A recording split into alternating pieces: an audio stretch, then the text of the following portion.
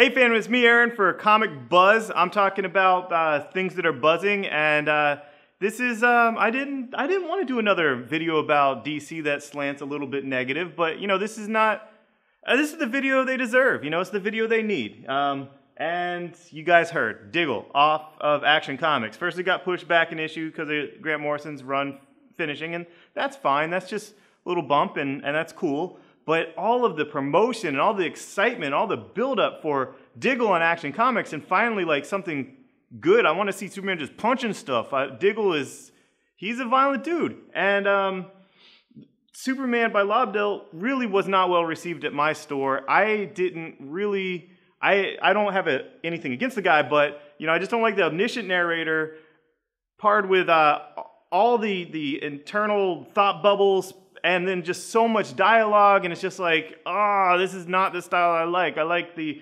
Jeff Johns type of stuff and the Bendis type of stuff with the first-person narrative.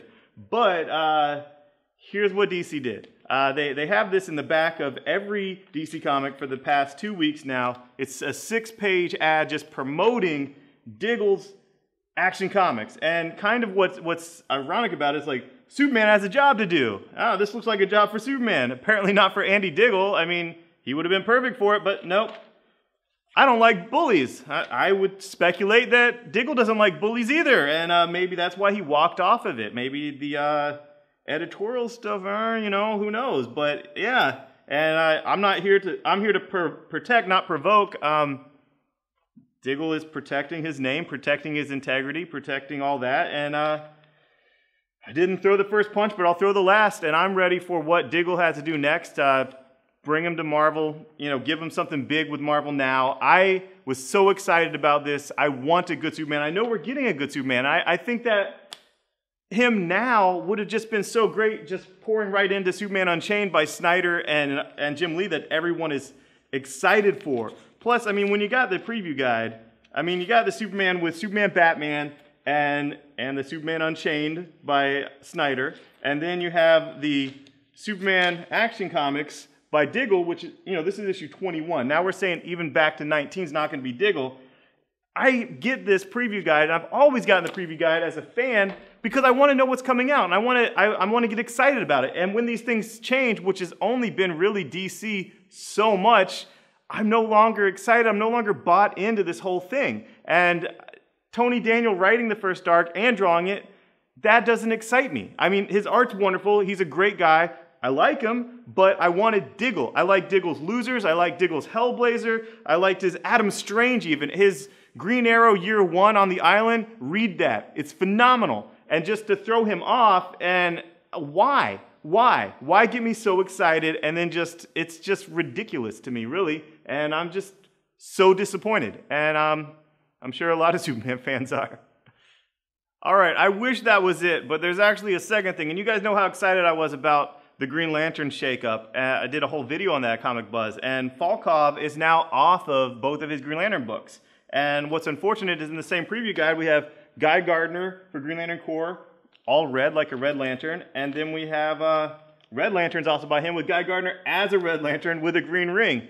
I'm freaking excited about that. That's insane. And Fialkov has walked off the books. I mean, we know this for sure from tweets. This is not speculation. And he walked off the books supposedly because the editors wanted to kill John Stewart. Now, if you remember, if you watch my videos, when Baz was first introduced, I did that straight out of Dearborn where I said, this is going to kill John Stewart. They are introducing this new minority Green Lantern that, you know, he's Islamic, he's dark-skinned, and now that they have that, they could kill John Stewart, which they've been teasing at forever, ever since Cosmic Odyssey to all the current Green Lantern Corps stuff where he almost died.